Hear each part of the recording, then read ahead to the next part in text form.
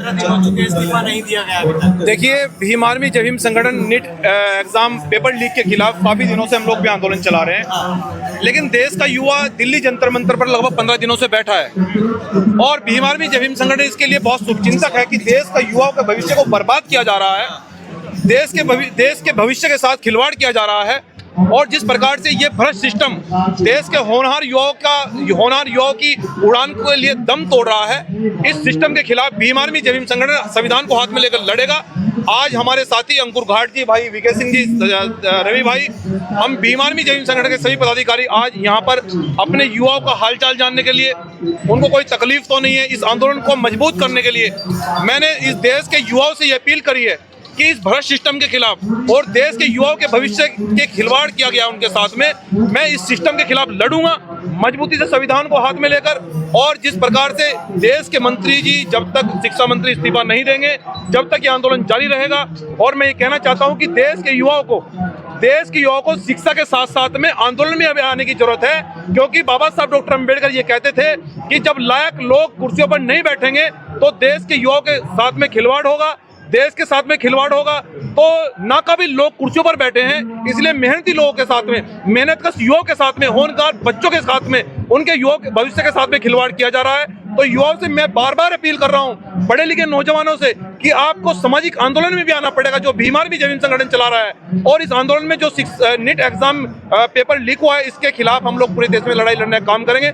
पूरी तरह युवाओं का समर्थन में भीम आर्मी जय भीम संगठन का पूरी तरह समर्थन है और इस लड़ाई को लड़ेंगे। भाई अब संघर्ष करो, हम तुम्हारे साथ हैं। भाई अब संघर्ष करो। कहा जा रहा है बीजेपी में कल्चर नहीं है इस्तीफा देने का। देखिए, हम एक भी चीज बताना चाहते हैं कि वही कि देश के युवाओं ने सरकार बनाई है और देश का युवा समझ चुका है कि देश के जो सत्ताधारी नेता है वो तो अपने बच्चों को अपने देश का मनी का दुरुपयोग करके वो तो विदेश में पढ़ा रहे हैं। इस देश के युवाओं को समझना होगा कि वो अपने हमारे देश का पैसे का दुरुपयोग करके वो अच्छे एसी बंगलों में अपने बच्चों को अमेरिका में, इंग्लैंड में पढ़ा रहे हैं। लेकिन इस देश के मजदूर किसान के बच्चे जो मेहनत करते हैं, जो मेहनतकश बच्चे, होनहार बच्चे हैं, देश के लिए कुछ करना चाहते हैं, देश के लिए जो फौज में लड़ रहे हैं, उनके भविष्य के साथ खिलवाड़ किया जा रहा है, उनकी उड़ानों का दम घोटा जा रहा है, उनके पंख काटे जा रहे हैं।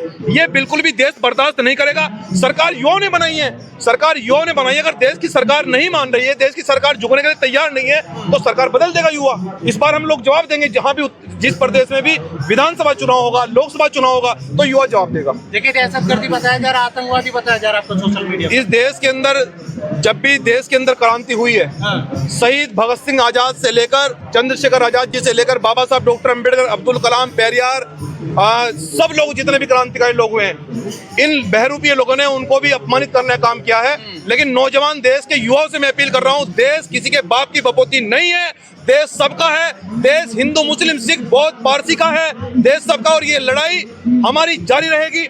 और जिस प्रकार से लोग युवा को कभी आतंकवादी बता रहे हैं, कभी नक्सली बता रहे हैं, वो हमें कुछ भी कहें, अगर जुल्म के खिलाफ बगावत करना अगर बाकी है, अगर जुल्म के खिलाफ बोलना अगर बाकी है और भ्रष्ट सिस्टम के खिलाफ आवाज उठाना अगर बाकी है, तो मैं सरकार को दिल्ली जंतर मंतर से ये खुले लफ्जों में कह रहा हूं कि हम बागी हैं।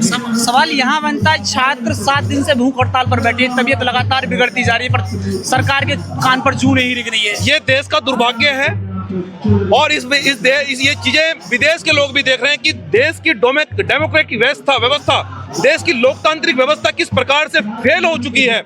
लगातार पेपर लीक हो रहे हैं, देश के युवाओं के साथ में खिलवाड़ किया जा रहा है और नेताओं के बच्चे को, जो लोग पढ़े लिखे नहीं है, उनको सिलेक्शन IAS PCS की उनको डायरेक्ट एंट्री दी जा रही है। तो ये जिस प्रकार से लगातार भ्रष्ट सिस्टम बनता जा रहा है, इसको देश के मजदूर किसान के बच्चे जवाब देंगे, वो लड़ेंगे। हमेशा मजदूर किसानों ने देश के अंदर क्रांति करी है और ये जो सब मजदूर किसान के बच्चे यहाँ लड़ाई लड़ रहे हैं, मैं इनसे अपील करने के लिए आऊँ, आश्वस्त करने के लिए आऊँ, भरोसे दिलाने के लिए आऊँ कि आपका भाई जहां आप लोग कहोगे वहां मैं पसीना बहाने के लिए तैयार हूँ। देखिए, कुछ हिंदू संगठनों द्वारा यहाँ पर इस आंदोलन को उग्र करने की कोशिश की जा रही है। मैं ये कहना चाहता हूँ उनको, जो लोग इस प्रोटेस्ट को बिखेरना चाहते हैं, जो तोड़ना चाहते हैं, कि हिंदू बनेंगे ना मुसलमान बनेंगे, हिंदू बनेंगे ना मुसलमान बनेंगे, इंसान की औलाद है, इंसान बनेंगे। ये प्रोटेस्ट, ये आंदोलन हिंदू, मुस्लिम, सिख, बौद्ध का नहीं है, ये भ्रष्ट सिस्टम के खिलाफ है, ये न्याय के खिलाफ है, ये न्याय की लड़ाई है, ये अधिकारों की लड़ाई है और इस अधिकारों की लड़ाई संविधान को हाथ में लेकर लड़ी जाएगी। कब तक चलेगा ये आंदोलन? ये आंदोलन जब तक चलेगा, जब तक युवाओं की मांगों को पूरा नहीं किया जाता, जब तक इनको न्याय नहीं मिलता, जब तक देश के प्रधानमंत्री जी हमारी बात को नहीं सुन लेते, जब तक ये प्रोटेस्ट जारी रहेगा। किसान आंदोलन 13 महीने चला, इस्तीफा तो फिर भी नहीं हुआ था। नहीं, किसान आंदोलन जब चला तो किसान भाइयों की बात को माना गया, क्यों नहीं सरकार को झुकना पड़ा? जब आंदोलन ईमानदारी से चलते हैं, जब आंदोलन जज्बे से चलते हैं, जब आंदोलन ईमानदार लोग नेतृत्व करते हैं, तो प्रधानमंत्री जी ने आकर माफी मांगी थी चैनल पर। उन्होंने कहा था कि हम आपकी एमएसपी पर गारंटी देने के लिए तैयार हैं, हम आपकी सारी मांगों को पूरा करने के लिए तैयार हैं। तो शिक्षा मंत्री ने री एग्जाम तो करा दिया नीट का। शिक्षा मंत्री जी अभी जो है गफलत में है, वो भ्रम में है। उनको ये नहीं पता कि देश का युवा सरकार बना सकता है। आपको अगर शिक्षा मिनिस्टर बना सकता है तो आपको कुर्सी से भी हटा सकता है। और हम प्रधानमंत्री जी से अपील करेंगे कि आप देश के भ्रष्ट सिस्टम के खिलाफ कुछ ना कुछ जरूर निर्णय लीजिए। इस देश के युवा के भविष्य के साथ खिलवाड़ किया जा रहा है, उन भविष्य बर्बाद हो चुका है। माननीय प्रधानमंत्री जी इनके बारे में कुछ सोचिए, और अगर नहीं सोचा जाएगा तो हम आंदोलन के लिए बाध्य होंगे। आप इस्तीफा लेना किसका पहुंचे, धर्मेंद्र प्रधान का या मोदी जी का? नहीं, शिक्षा मंत्री जी का। इस डिपार्टमेंट जी को इस डिपार्टमेंट को धर्मेंद्र प्रधान जी देख रहे हैं, शिक्षा मंत्री जी देख रहे हैं। शिक्षा मंत्री जी अगर चाहे, उनकी कलम में ताकत है, तो बहुत सारे अधिकारी कार्रवाई हो सकती है। किन लोगों ने पेपर लीक किया, उन पर कार्रवाई हो सकती है।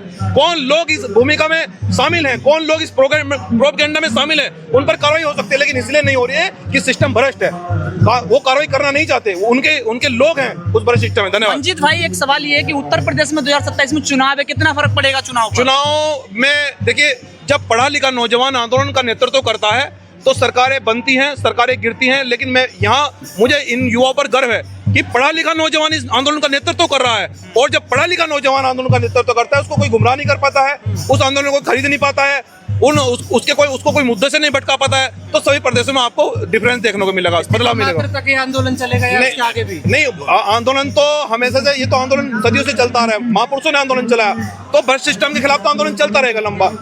अगर शिक्षा की बात खत्म होगी तो किसानों की बात करेंगे, मजदूरों की बात करेंगे, आरक्षण की बात करेंगे, पेंशन की बात करेंगे, जमीनों की बात करेंगे, बहुत सारे मुद्दे हैं। धन्यवाद।